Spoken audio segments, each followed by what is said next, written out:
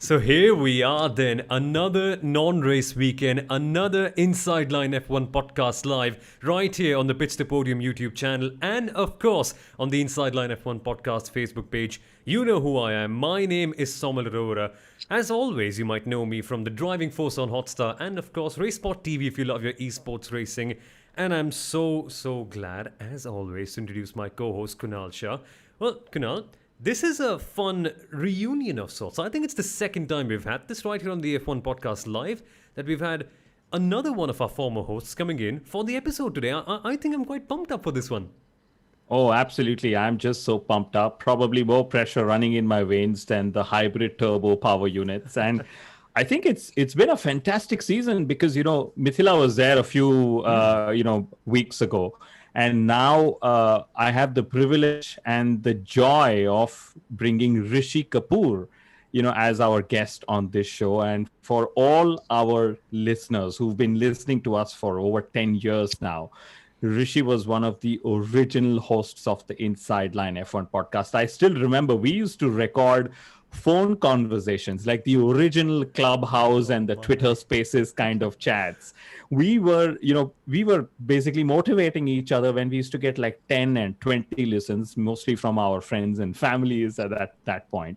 But, apart from just that, Rishi, a very, very accomplished radio jockey. He has millions tuning into his evening drive time show on Red FM. He's a big Formula One fan, but above all else, he's also the Formula One writer for Top Gear in India when they were in operation. So very, very comes a fantastic humorous background of, being a radio jockey. Rishi, thank you for joining us. It's so amazing to have you. Kunal, I cannot tell you, after 11 years of doing this and, watching Formula 1 for about 2 decades, when someone else introduces me being the RJ, when someone else does this for me, I don't know what face to make. Like, this is the only one I have. But thank you, Soumil. Thank you, Kunal. And firstly, kudos on the great work you guys have been doing. And I was itching to talk about Formula 1 and I really needed this. So thank you. Let's do this. I'm so excited. I'm actually shaking. Oh, absolutely. There's going to be so much today. And as you can see on the top left-hand corner, well, you can't see on the podcast. You can see on the live stream, but if you can't see on the podcast, we're going to discuss more about, well, what were the stories that got us into loving Formula 1. And yes, if you're watching this or you're listening to this, it's probably a very good chance that you are in love with the sport. So, Rishi, I'm going to start with you. Of course, both of you have been around and both of you have been watching Formula 1 for far longer than I have. So there's a chance that the stories might be slightly older, but it probably means more fun as well. So, in that sense, which story genuinely got you in love with Formula 1? Soumil, the year is 1999. This is the year that you were born. No, And, four years later. Yeah? Yeah. You're 2003? Okay. Yeah. For now, for the rest of the episode, please call me fossil fuel. So, yeah. So, the year was 1999 and it was the first time I saw something called Formula 1. And I said, what is this? It's racing cars going around a track. And I see this guy getting pole position, someone with the name of Michael Schumacher. I'm sure you guys are familiar. And this guy's come back from an accident and he's a second faster than the rest of the field. And I'm like, this guy's going to win. I mean, on Saturday, if he's a second faster, Sunday, he's going to be in another country by the end of the race and he's going to be it. And what happens is the next day, the race starts and about in 3 laps, he lets his teammate by. His teammate, Eddie Irvine, who was fighting for the championship. Michael had met with an accident in Silverstone, damaged his legs, came back very strongly. And Eddie Irvine was... Eddie Irvine. No, I'm so sorry. It wasn't Eddie Irvine. What am I saying? Kunal, who was his teammate? You are always good with this. It was Eddie only, no? It was Eddie. Eddie, yeah. Yes. So, and Eddie was just fighting Mika and then he lets Eddie through. And I'm like, what is this? Why is he letting someone else win?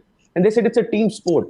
And I saw Michael and I saw his vibe and how he helped Eddie win. And Eddie almost came very close to the championship, but for Mika's dominance. And for me, that was amazing. The second thing I saw in that race was when there are 12 or 14 people around a car and they just take seconds to change their tire, which is still something I enamor people with. When I show them a top shot of a pit stop, which is sub 3 seconds, in which a car comes, stops, 4 tires go off, 4 tires come on, sometimes even fuel, sometimes front wings. They're like, "ये इतनी जल्दी कैसे किया?" I'm sorry, I'm slipping into Hindi. How did people are so astonished by how fast the sport can be, what a team sport it is, and what it teaches me is to get the best out of every situation you have. And that's how I fell into Formula One, and I had to Google the word understeer. That is when things change. I think the word you're looking for is tabartob in Hindi. That's the one. It's Yes, just yes, mind yes, blowing. absolutely. And what about you, Kunal? I know I have a good feeling about where this is going because if I'm not wrong, I think on the 3rd of January every single year you have a celebration in your house, don't you? Yes, we do. We get cake. Woohoo! It was the day I launched my blog, and since we are making a lot of Indian references, we celebrate that as Michael Schumacher Jayanti, which is basically the birthday of the legend Michael Schumacher. And my first ever tryst with Formula One was, Jerez in 1997. We all know what happened. And of course, in the seasons building up to that, I kept hearing the Schumacher and Damon Hill and Jacques Villeneuve name in school. It was a regular chatter. And this was the time, guys, when, Formula One was not broadcast on pay TV. There was no social media. We had to rely on print magazines and newspapers for coverage. And I didn't know at that time, oh, there was a race every fortnight, or sometimes 3 races every weekend, or 3 races back to back. And at that time, that's what got me interested. Say, who is this guy Schumacher? And then I saw 1997 Jerez. I'm sure it was a replay or highlights in some news package some point of time. And then I'm like, that's it. That's the guy. I like the guys who are mean. And that was the time I was playing sport as well. So it was like, you're within the rule book, but just a little, it's like Morpheus's quote, that you can't break the rules, you can bend them. It's the famous quote from the Matrix, right? And I said, that's it. That's the guy I'm going to follow for the rest of my life, So 1997 Jerez definitely was the turning point. It got me deeper into the sport. And then, the 2000 Japanese Grand Prix, where Michael needed to win. Ferrari hadn't won, like they've not won yet for several years. And then this guy on the pit wall, Ross Brawn, pulls out an incredible, pit stop strategy. Back then, we had refueling. I really miss refueling, guys, right? And then suddenly Michael came out and won, and then he didn't stop winning. And I said, that's it. We have to buy a cake on 3rd of January every year. Even if you don't get it on my birthday, that's fine. So that was that. So, I'm not ashamed to say this, but controversy brought me into Formula One, just the way I'm hoping the Max Verstappen and Lewis Hamilton crash from last weekend has brought several millions into Formula One. Small question though. Let's open a few fresh wounds for a second. Was he supposedly, in your opinion, had he done something big enough to get disqualified from the entire championship? I know the answer is no, but still, I want to see your emotion on that accident. I'd love for the stewards that were at the British Grand Prix in 2021 to review that incident and tell us how they would penalize Mr. Michael Schumacher for what he did. Personally, I think it was a little harsh. Now that I look back with all the leniencies we've seen, maybe a race ban or something would have been okay, right? But he was gone from the complete championship, and that, of course, was a disappointment back then. It still is a disappointment, now as well. Now when we see, especially Lewis so close to Michael's, records, literally every weekend he's going and breaking some new records. So I would love for the FIA stewards that were in Great Britain last weekend to review and see what they would come up with as a penalty for Michael Schumacher for 97 Jerez. Seemingly, you've got some big thoughts I'm on this. absolutely with Kunal on this one. I'm absolutely in Kunal on this one because when you go into cops, like I'm still shouting the same thing. And Kunal sent me a link today of this other comedian who said the same. There is only one line into cops if you're going flat out. What was he doing on the inside? He had to lift, and if he didn't lift, he had to get the penalty. According to me, it should have been a stop go. But Max has been a little elbows out in Imola, in Catalonia. So we'll let this one go. Let's just the controversy get us more listeners for this podcast. I'm good with that. Exactly. And speaking of controversy, speaking of everything that can actually get people into Formula One, guys, imagine what if we had Drive to Survive back in the day.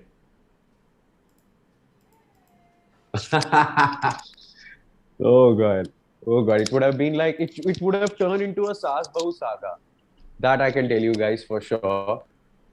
Have I lost you guys or am I? No, we Yeah, yeah. totally hear. Sorry, Yeah, yes, yes. everyone's back. It would have been a Yes. Saas Bahu saga. It would have been the best of the lightings and dark shots and Max and Lewis. Like how it would happen for Max and Lewis. It would become like Michael, hiring people to beat up the Williams team. I don't know what it would have been, but it would have been pretty dramatic. And I feel for Michael for losing out on that championship, but I don't think he cares about being second. So water under the bridge. And Kunal, imagine 2000 Suzuka. Imagine if that race was over there. Of course, it's brought a lot of new fans in. Imagine if at that time we had a TV show or something telling us the backstory of what was going on the Ferrari pit wall at that time, or maybe in what explicatives the Ferrari mechanics were using during that race when they almost lost their minds. I think Drive to Survive is of course brought in several more seasons of fun for us, because I'm hoping it's going to be here. But maybe this is exactly what we need to do.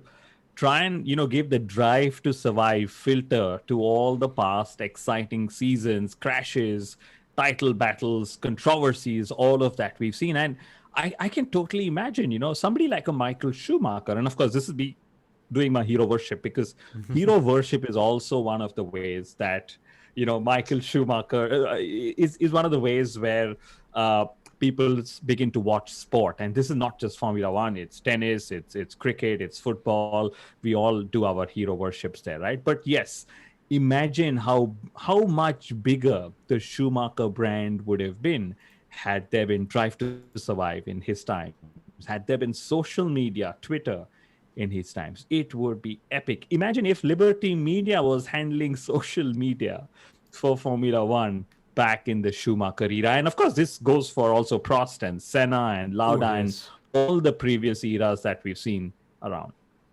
Oh, yes, seriously. And for myself, I'll have to bring it back a few years up ahead. Maybe, I think it was 2008, wasn't it? When Sebastian Vettel won his first race at Monza. Just the charm of watching a wet weather drive, and someone who's only, at that point, a few years older than you. What? Vettel was 18 or 19 at that stage. I was 5. Sort of feel that connection as another young man doing something. Let's get on with what story brought you closer to Formula One?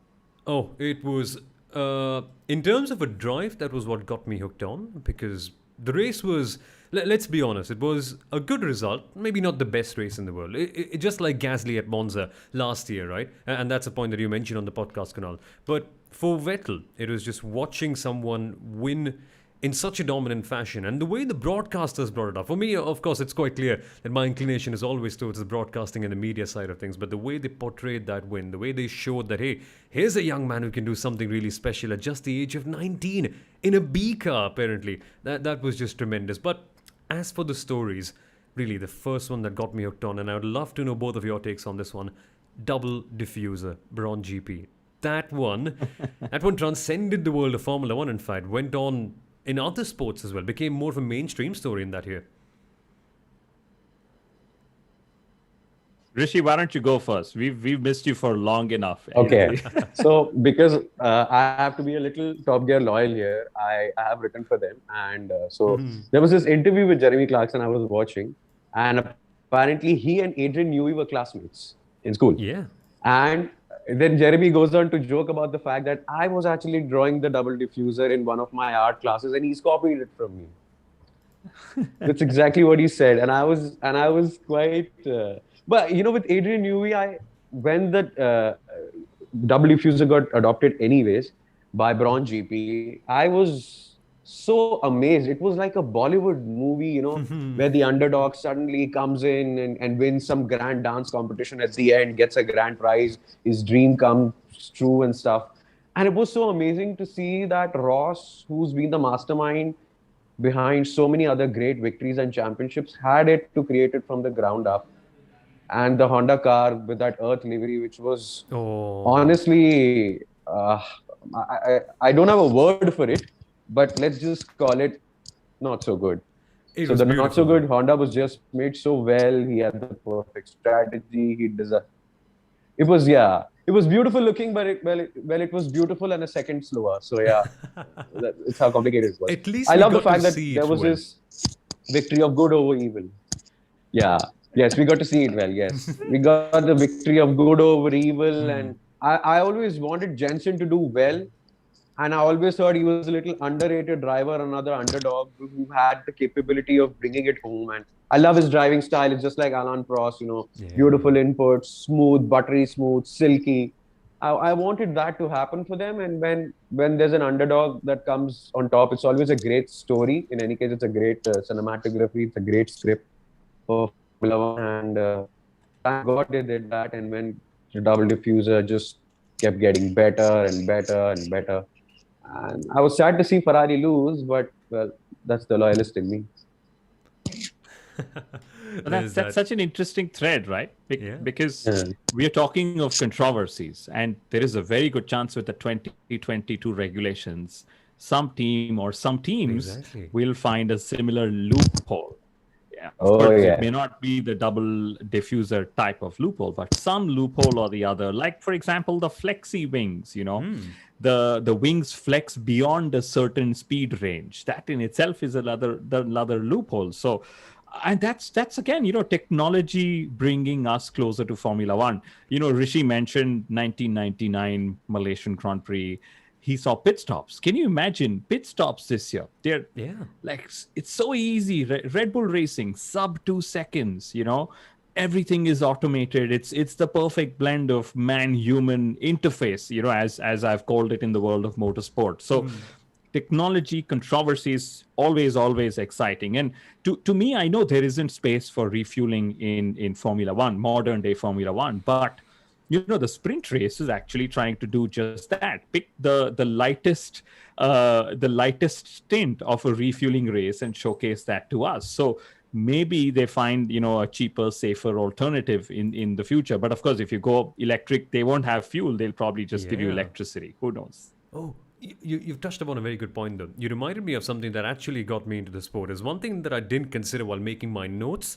But I had a poster of that race on my room. Very long story short, I was able to sit in the Renault R28, wasn't it, for 2008? I got a chance to sit in that car at a roadshow in Mumbai. And that was the year when we saw Crashgate.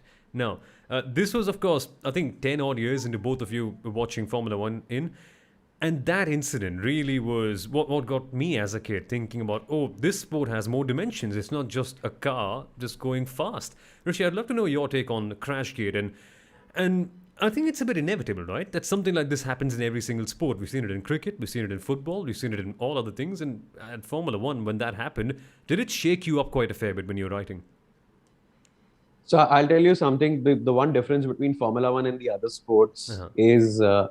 you can't be paid enough to throw away a race because it's already a very high-paying job. All right, and that's what I like. That even if they cheat to win. Now, having said that, every team is cheating. Every team finds some dash system or something which is hidden in every car, and we'll never know about it. And once a car starts going really fast, everybody else says, "Oh, these guys have traction control when we don't," and they're hiding it somewhere. So that's always been a thing. But for me, the biggest gate was the McLaren Ferrari gate and the whole the spy gate that just after that McLaren actually never recovered, barring 2008, and now they've just started climbing the steps again. But when I saw the Alonso Renault gate, and why is it always Alonso? Why is it always him? Like, it's like in a Harry Potter movie. If there's a demon out there, then it has to be Harry Potter. And here, our friend Fernando Alonso, who I absolutely love to the moon and back as a driver, but this is just showing you that we have $1 million, £1 million car and we will put it in the wall if it helps our other car win. Such an eye-opener for me. Come on, let me just trash my car so my other car wins. And it's unfair in a way because with all due respect to Nelson Piquet Jr., he wasn't exactly, hey, I think I'm wearing Harry Potter and the Renault colors. You are, exactly that. And part of the Alpine one as well for next year.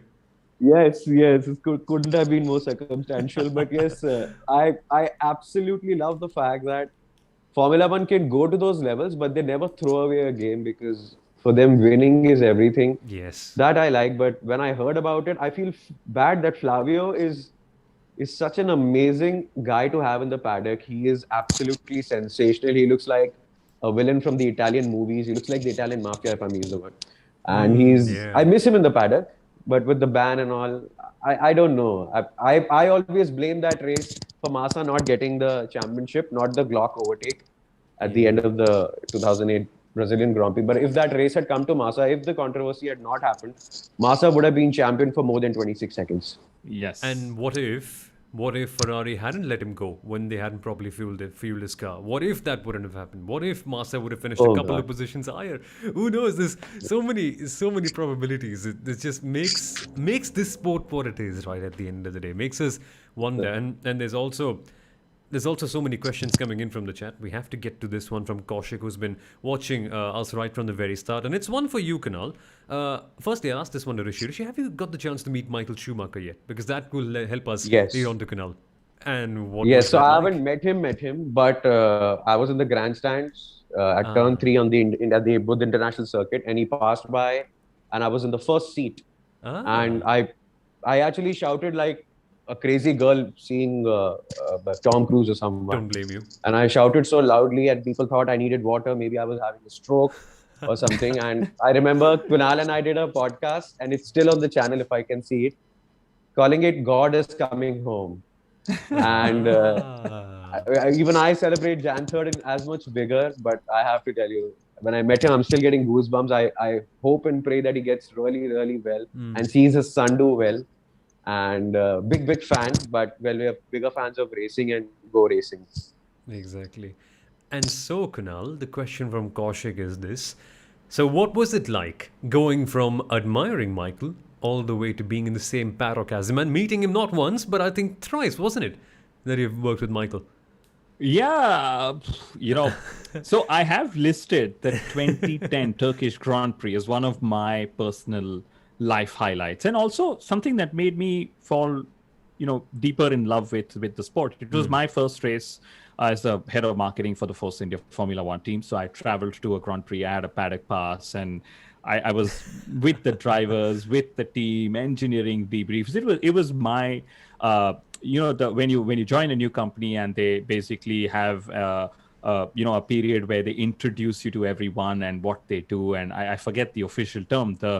What is the first week in a company called? Induction. There you go. Yes, thank you. You can imagine how airheaded I get when I talk about this, right? So, and we did the drivers parade, and at that time they had just introduced this fan meet drivers thing, where you see drivers sitting on a table and then signing off autograph cards and driver cards and so on. And it was that time when I was with the Force India drivers, completely unexpected, and then Michael just comes up onto stage, and I'm like, I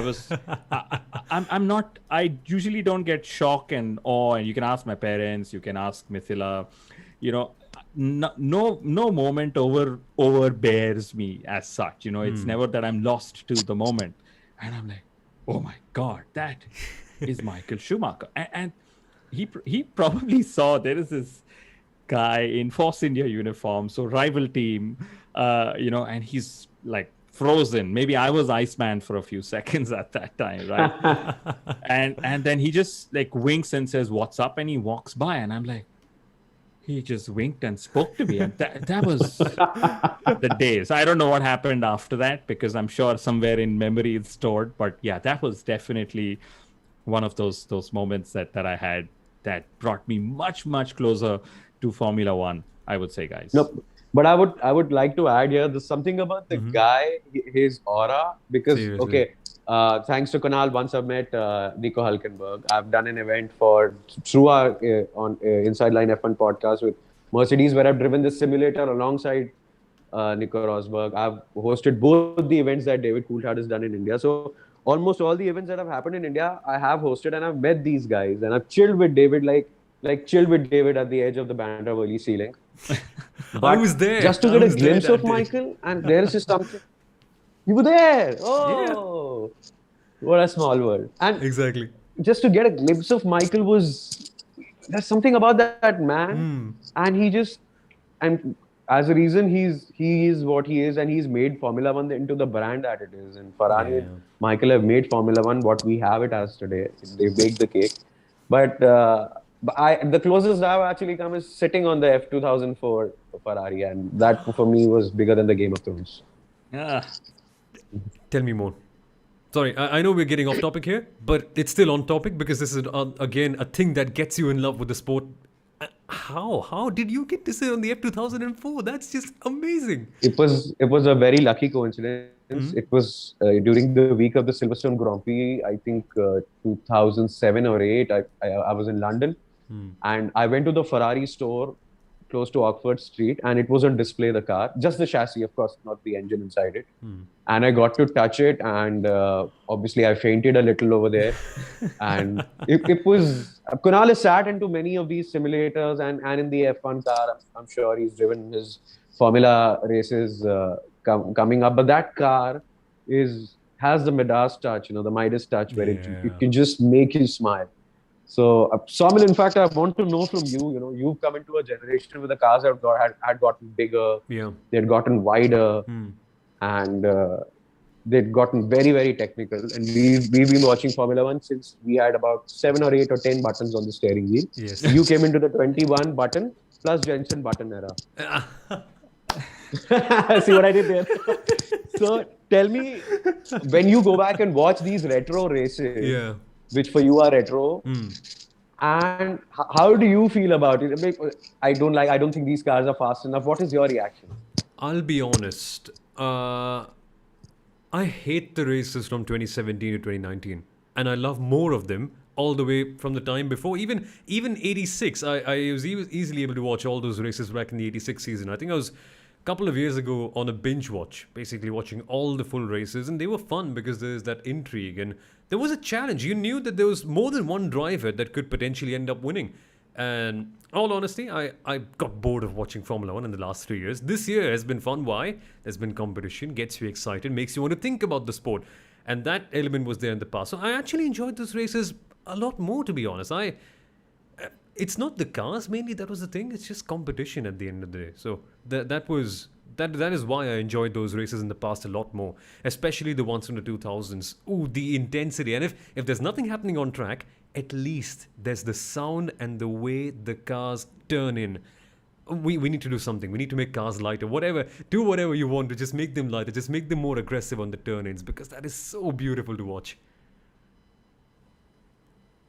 Oh yeah. I'm gonna second that motion, because we need tighter, smaller, faster, more mechanical cars, and the whole. I want to hear the roaring in the Monaco tunnel go.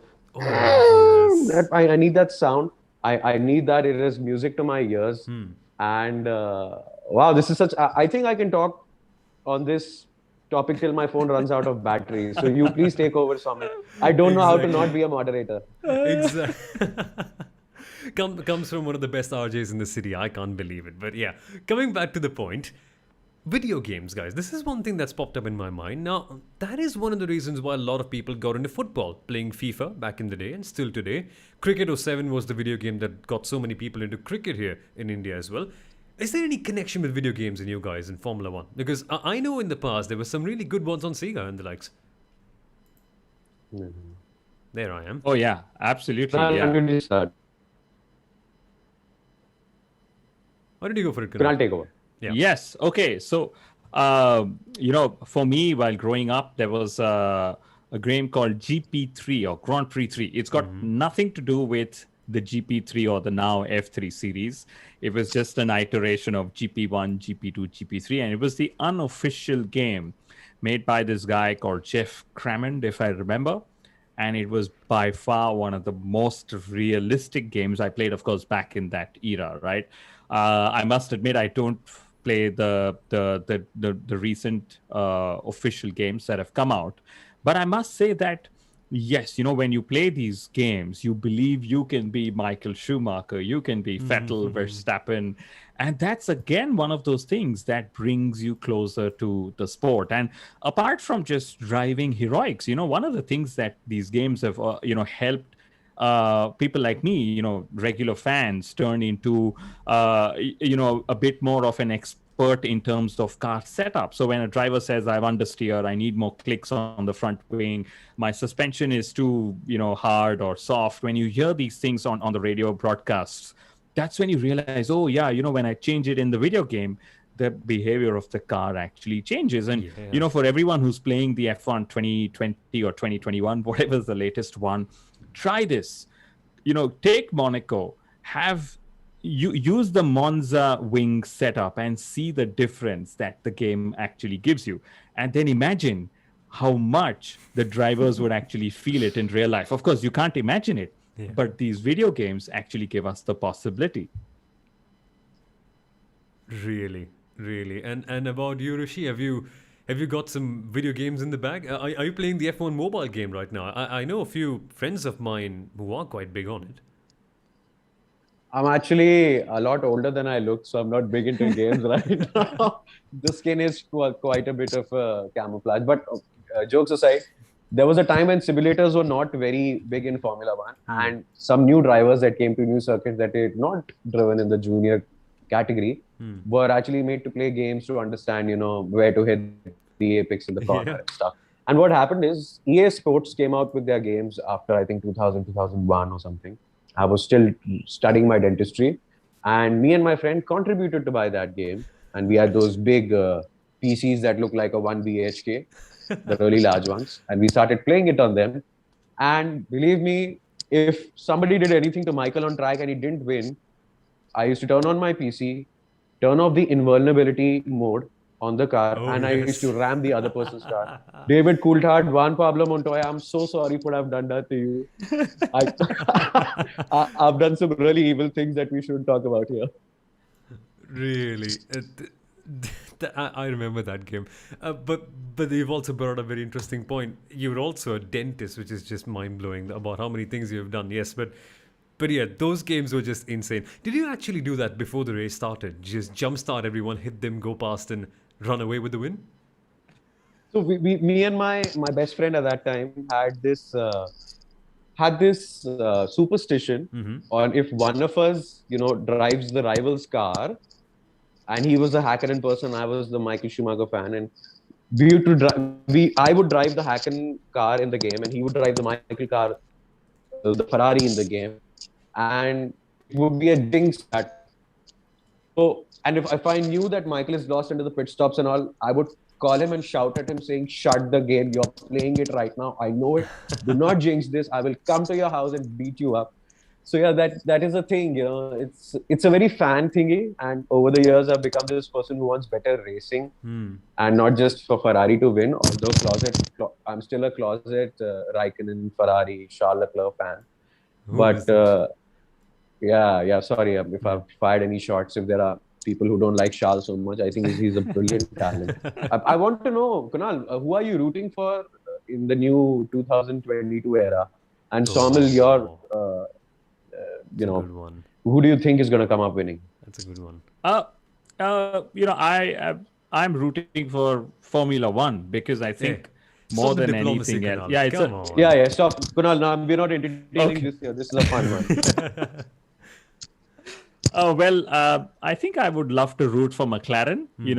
20 years ago, I would have probably never said McLaren. Okay. But there is some joy in watching them bounce back, right? There is some joy in watching Lando Norris do what he's doing. Everyone thought, that's it. Norris is going to get the toughest competitor he's ever faced, despite him facing, Carlos Sainz and the likes, right?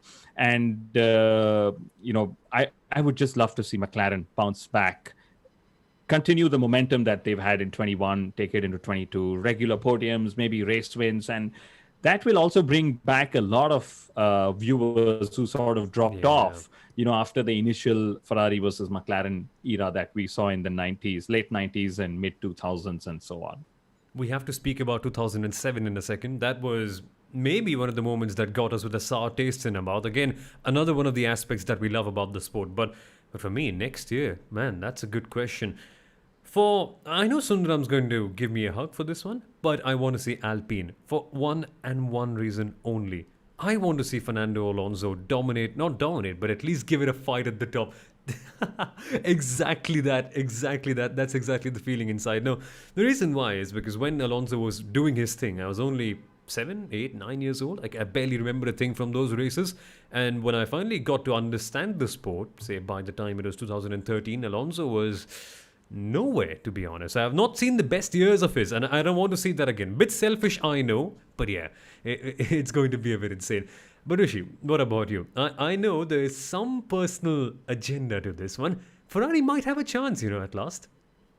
I have a very, very innate inner feeling that Ferrari may not be the one. I mean, I've really want them to do well, but I want some surprise to spring up. I want suddenly Haas or Williams to do very well Oh, in the yeah. midfield.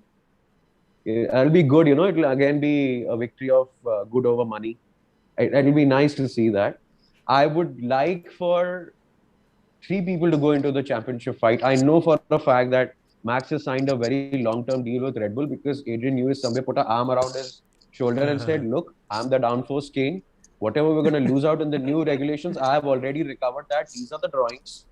Take your pick. We're paying you the money. We're sending you free boxes of Red Bull. You're a man."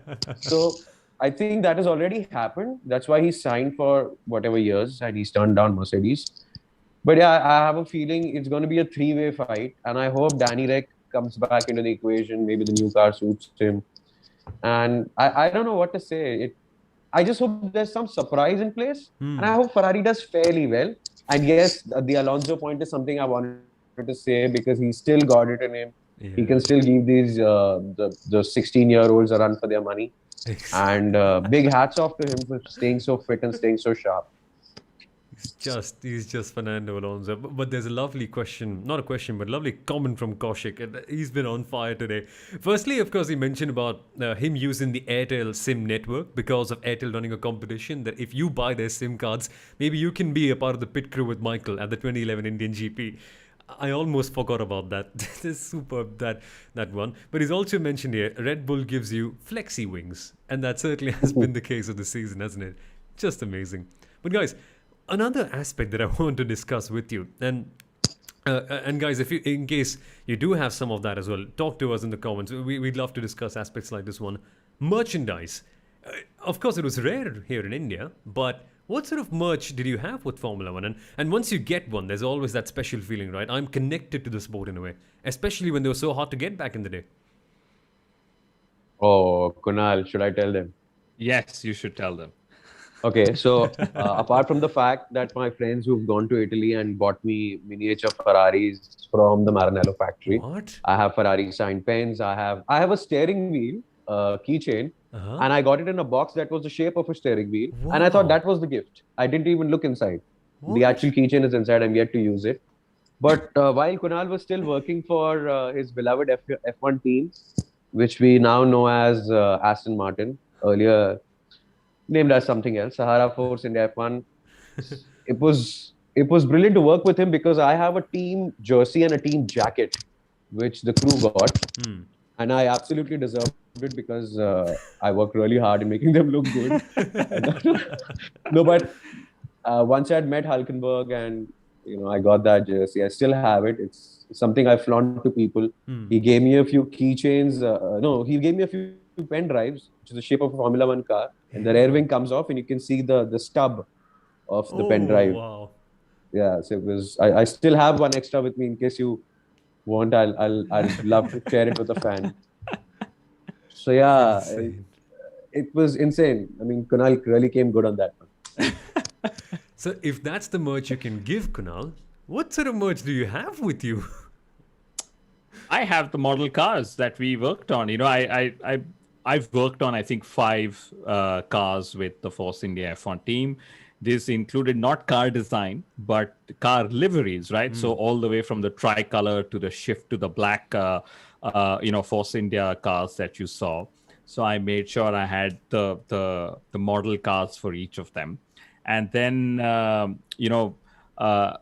have to say this, we started building show cars in India because, there were so many show cars that were needed across Reebok and Kingfisher and other outlets. And then I took one of the show car steering wheels And I said, that's it. I'm going to keep that wheel. So I have that wheel, back home in Mumbai. It's wrapped and it's probably kept like an antique, even though it's only a show car wheel, mind you. Okay. But yes, lots of jerseys, lots of nothing that I've bought. I must say, it's just by virtue of working for a team. And Soumil, I think it's a great point you mentioned, because you start owning merchandise after you have fallen in love with the sport, right? So it's like deeper in the funnel. Now I'm putting on the marketer's head, right? It's after you started watching and you say, that guy, that driver, that team, I'm going to, it's like owning a piece of that brand. And merchandise, gets you to feel closer to the sport and those brands, because we've had some fantastic brands in Formula One ever since, right from the early days to even now. So great stuff. And, while we speak of merchandise, I can see that big, huge Michael Schumacher flag just in your background, Soumil. It's not my choice. That's Dad's choice right here. I'll just, this is the... Soumil, can I narrate a very interesting story about Inside Line F1? Go for it. I'm so sorry if I'm taking too much of your time, but I have to say this. So when we started... that doesn't exist. Go for it. So when we started doing the podcast and it started picking up, and back in the day, I think it was 2011 or 12, and it started picking up. We started getting great listens, and obviously I was the humor and the moderator factor of the show, and Kunal was a tech expert, and I used to take care of history, he used to take care of stats, and it was a great dream run for us. But there were these two guys sitting in Mumbai doing this, and people were listening all over the world. And subsequently, when we got our first merchandise, I think this was Mercedes gave us a jersey, or Kunal? Yeah, nice. It was Puma correct. Yeah. Yes. So it was a Mercedes branded Puma jersey. And we said, okay, we have this. We can give it to you. This is a contest. We play the contest. We get about 20 answers, half of them in Spanish, half of them in Japanese. We didn't know who to award it to because we didn't understand the language. We had to Google translate the answers. And then we found out that these were all out of India, obviously. And we didn't know how to ship this across. So I don't know what Kunal did with those jerseys, actually. We actually gave it to, Rishi, this is a great point, because at that time, there was a listener called Merin, right? She was based in India and she won that merchandise. So I shipped it to her. And believe it or not, Merin then joined Puma, Rishi, a few years ago. And after she joined Puma, one of the partnerships that she brought to the podcast was Puma itself. So it was like a wonderful circle of life for all of us. Can you believe that? What a story. Yeah. What a story. And just the fact that we had to translate those answers in Espanol and the Japs. And I was like, okay, the reach of this sport is so global. And two guys sitting in a room in Mumbai are just, we were creating magic in our own limited way. But it was such a moral victory. It was such a high for us. And I'm so glad, Soumil, what a fab job you do. And the maturity you bring at this age is it's so linear. It's like, I don't know, you've just taken few angles of the front wing and you have some really good space, freedom and space. Age is just a number. That's what I'd like to say. It's just more of constantly keeping on doing stuff. That's what gets you at the level where it is. But yeah, generally, thank you so much, Rishi. It means a lot because this podcast has been around for quite a while, and it's only now I'm realizing it is much bigger than I thought it was, and I already thought it was quite big. So that's quite a good reminder of everything right here. But we must quickly move on to a few questions from our viewers right here, and these are some wonderful ones, and I don't want for us to leave without answering these questions. We've still got a few minutes, don't worry. But these are some tremendous stories. One from I Know F1, one of our very good friends we partnered up with to make a video on Arjun Mania on DTM. Check that out. He said, my uncle got me a Ferrari t-shirt from England back in the day in 2012. And I remember I refused it because I rooted for Vettel that season. Mind you, I was just 11. The pain. The agony. Exactly that. Hamela though. In Hindi it basically means give it to us if you're not wearing it then. So, oh man, And 2012 was the year when Alonso was on fire and we saw that amazing battle between him and Vettel. Oh, some story that. Some story. And what a year. And it just goes to show you Alonso drag that tractor into winning ways. And I mean, that car was horrendous. I'm so sorry, I'm a big fan of Ferrari. But the way he was driving, I really feel that some of his drives are so underrated. 2012 being the biggest one, and the way he came back in Wednesday. My God, what a race! Yeah. Exactly, that was superb. There's also one from Gambit who said, my Mercedes Singapore GP 2012 black label case has to be my favorite." That's a good one. That genuinely is a good one. And there's one from Soumil, Kaushik. I don't think the rules allow you to even read out that. You're not Yeah, 18 yet. but it looks awesome. It Yeah, just does. that doesn't matter. You can't even read out the words black label. Okay, so next time I'm going to talk about McLaren from the 1980s, I'm going to say red and white car with Honda engine. That's what it is. Exactly. Yes. No. Actually, that's a good point. It is what it is. I'll get my Aadhaar card verified, and maybe then I can say things like that on the podcast. But yeah, there's that one. But there's a fun question that's come up that I want both of you guys to answer. I was only 2 years at that time, and I don't have any memory of it, but I have, of course, done lots of research on that later on. One from Kaushik again. Kaushik, mate, thank you so much for being so involved in the chat. Love it. Did you guys stay up in India to watch a 2005 six-car Indianapolis Grand Prix? I remember a 15-year-old me rooting for a Narain podium. Why don't we go with you first, Kunal? Good memories? No? I think it was a great memory because I can't remember me choosing sleep or food over a Formula One Grand Prix over the last 20 or whatever years, right? But that race, again, controversy. That controversy actually drew a lot of American fans away from Formula One, which now Drive to Survive has brought back to the sport. So I stayed up.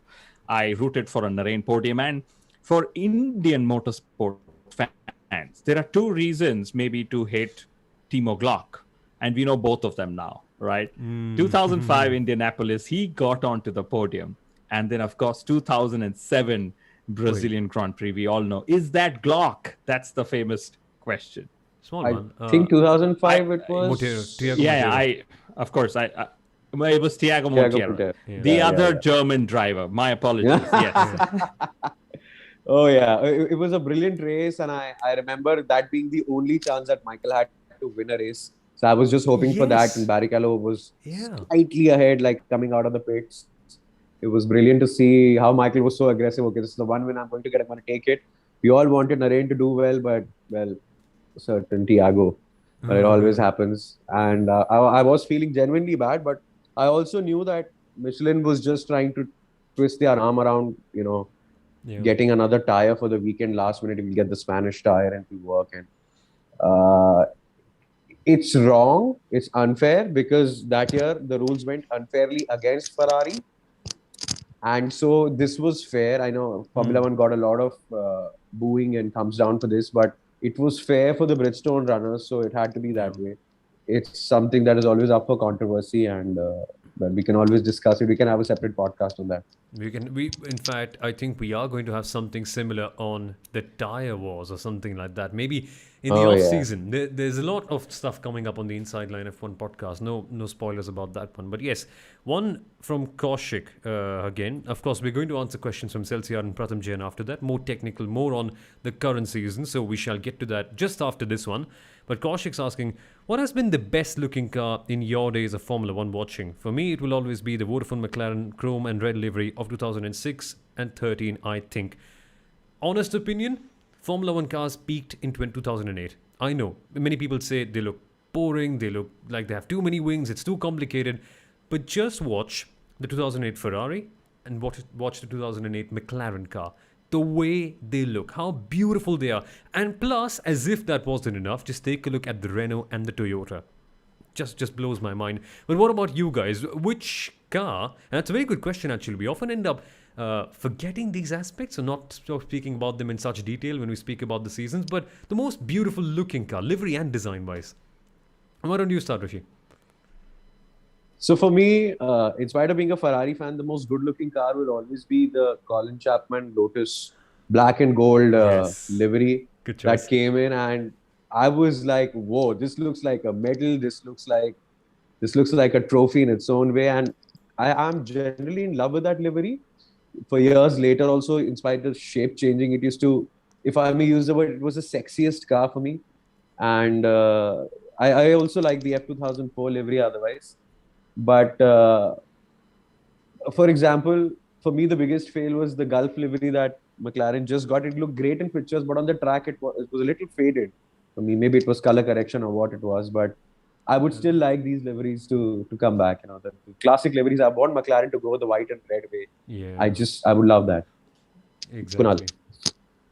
Yeah, for me, I would say, when I was racing, I was racing for Formula BMW at that point of time. So the blue and white BMW cars, Oh, the with Williams, Saubers. then by themselves, they were really good, and that's what I really loved while I was watching. And then when I actually started working with Force India, the 2011 and 2012 liveries were designed by the team that I was managing and leading at that time. And it was when we moved from the way we designed to the graphic design. I don't know, that's at least the internal coding we had.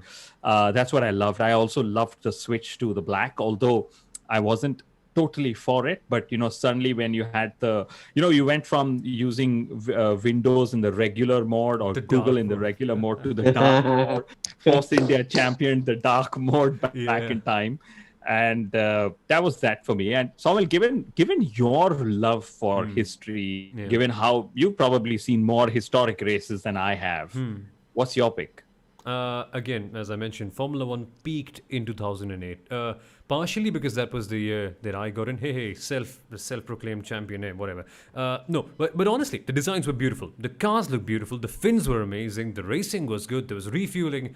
Good times all around. I was only 5. Nothing to worry about studies as well. Good world. But no, apart from that year as well, I honestly am not a big fan of the designs that came in pre 2004. Very clunky all the way from 94 to 2004. A very absurd looking era of Formula One, but they were not here or not there as well. I mean, if you know what I mean. 80s were more low cars, with more of a focus on simple rear wings. 2000s were more complex and more lean. The 90s were just a big lump of nothing, in my opinion. The late 90s, that is. But I know it's a bit of a controversial take because both of you started watching Formula One at that time. So I'm treading in hot waters right here. But apart from 2008, I think one very beautiful year for Formula One cars has to be 1990, when we had the old Williams designs, again, blue, yellow, and red. We used to have Ferrari with the classic red Egypt livery, and in fact, in the team as well, we had Prost and Mansell together. Then McLaren with the Marlboro liveries as well.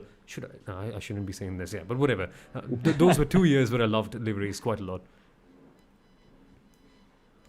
That's some Absolutely. amazing stuff. But moving on then. We've got a final few questions. Of course, this is when the viewership has peaked, interestingly, right at the very end. So, folks, thank you so much for joining in. But time for a few final questions. Here's one from Celsia, which is more on the stuff that we actually might like. He's asking, can you explain about the 2022 car? I heard that there's no DRS in 2022. Is that true? Well, that would be something that makes us fall in love with Formula One, wouldn't it? If there was no DRS, but sadly, there is. There is, Oh, yeah. that's what I think Ross Brawn has said, that they're going to have the option of the wing in case they need it. But the intention is, and the hope is, that you actually don't need to use the DRS wing. That's what, that's one of the official sessions that I had witnessed said this. So I hope that remains true. Exactly. And now, one from Pratham that's coming in. I'll just quickly find out where that was. Again, it's amazing to see all these interactions. It's made our job slightly harder to find the questions, but I love it. Keep on sending more. Why are the FIA now planning to not introduce the new pit stop rule at Hungary? Are they not? I think it's still happening, isn't it, Rishi? In whatever little I know, Yeah. and I do follow it quite a bit, I think it's still happening in Hungary. I don't think there's a clear diktat or a rule book.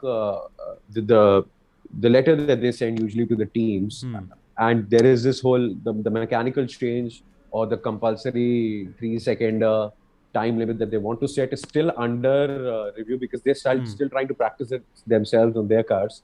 So that is a little bit of what I know, and I want to confirm this with Kunal. But Kunal, I'm going to hate the pit stop getting longer because I'm so used to Yeah. those magical pit stops of the 4 tires coming off and coming on before I can, well, breathe. Yeah. So, so yeah, I, it was just I'll that. just further what you said, Rishi, which Yeah. is in the right direction, and the rules are going to come at Hungary, which they've now they've just Red Bull has successfully lobbied to delay them till the Belgian Grand Prix, which is a good thing. Also, those mandatory times that you had to have a pause for, so that you sort of had the circuit working correctly and you didn't have cars leaving without tires being fitted correctly and so on. Those times have now been abolished, so it's going to come into play later on. But they are trying to make the pit stops safer, which I think is, of course, really good. And this, of course, makes me wonder: did Formula One politics bring you any closer to the sport? This season, we actually saw at the British Grand Prix how teams lobby the FIA Yeah. to get answers and decisions in their direction, which, of course, the FIA has now warned teams against doing that. And I think that makes sense because you don't really get to do this in other sport or other walks True. of life where you're constantly trying to get your point across while an investigation is on, right? But I love Formula One politics. I love how Red Bull and Mercedes, while their drivers are fighting on track and Wolf and Horner are fighting in the press conferences, there is a technical team that's fighting in the FIA, with the FIA as well, trying to get flexi wings banned, trying to make each other slower just by using the law of Formula One. Exactly. This is my new favorite now. I don't want team radios. I want Michael Massey Michael talking to Massey all the team radios. heads Exactly. all throughout the race.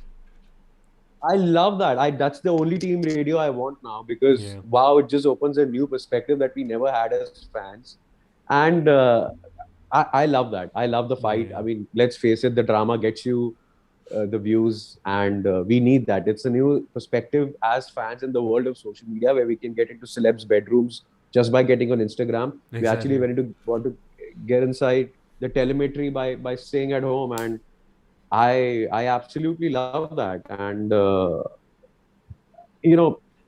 worst part of that of the politics was when the whole lobbying continued in the pit lane during the red flag, and Toto comes and starts giving fist bumps to Exactly. everybody's that he's supplying engines to. And then during Exactly the race, that Otmar one. Sofnar comes on radio and says, "Oh, it was a racing incident," and probably he was winking at Toto at that time, which we didn't see. No, absolutely. It gets us so much closer to the sport, and Love and it. Yeah. and like I said, the controversy has again brought so much chatter. It's Prost versus Senna again, and the likes. And I'd love to see how the whole political battle Yeah. also unfolds in the time to come. But I would hate it if the politics takes away these sub 2 second pit stops. And Oh a yeah. point on the pit stops and a point on Michael Massey's radio as well. I hope they don't overdo it because now driver team radios don't feel like genuine driver team radio conversations. They feel like as if they know that it's going on air. They know that they are being heard by millions of people worldwide. So they don't feel as raw over here as well. And then maybe someone will say, okay, let's put a camera in the driver debrief. So they won't act natural over there. You're just basically confining them down. So might as well just let them be as they are. Enjoy the access Yeah. once in a while. Know that it exists, but don't barge through and don't force the point all the way because you'll lose what you love the most. So that's my take on team radios. I hate the fact that they've just become over commercialized at this stage. I mean, they've become something that every driver it's basically become part of their identity now, where it was just a means of communication previously. Now it's something that people identify you with. It's overdone right now. That's the main point. But final question for today. It's one by Kaushik, and I love it. I like these hypothetical questions. If you could choose any F1 car, any make, any season, to drive a lap around any circuit, which one would you? Can only choose one car and one circuit. I get a common feeling that for both of you, there's going to be the F2004, but where My is the God. real one? Where? Wait, have I actually nailed it? Oh, okay. I think I would choose that car because it's the Hey, ultimate there we racing go. car for me. And probably I would drive it around the old Monza circuit because when the two Lesmos weren't there and there was the Yes. whole banked circuit. I'm quite the That's, history fanatic myself when it comes to this, and it said that if you actually go on one of the bumps on the circuit and one of the shut lines on the circuit where the two pieces of tarmac connect, the bump can be so bad that you can actually shift lanes. Like you can come from the inside to the outside, is what I've heard. But I don't know how far it's true, and Kunal will be able to enlighten us on that. But yeah, probably, they say you should die with a smile on your face, and it's not the most right way to think it. But if I had a crash in a Formula One car and I happened to perish, I would have had the most happiest death. So I'm going to go flat out on that track. I may not fit into it. Oh boy. I would choose the F2004 as well, without a doubt. And I think I would choose the Albert Park circuit, okay? But not the one where they've removed the turn 9s and 10s. I absolutely love the right-left that comes, and you get to kiss the wall on the apex. And, they've taken that moment out for us. But I would do Albert Park. There's just something, always the first race of the season when I was beginning to get in deeper within the sport. And it was also, for some reason, the fastest circuit to load on the simulator. It was. So it's like, hey, I have 10 minutes. I don't want to wait, and 5 minutes for Suzuka to load. Let me just go to Albert Park. So I've done some million miles of Albert Park, I would say. I would do that. And your take, Soumil?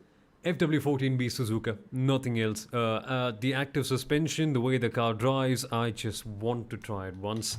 And of course, Suzuka might be the track that loads the slowest, but the S's and the Degners, just those corners, then you have Spoon in 130. I love that circuit from the bottom of my heart. Absolutely do.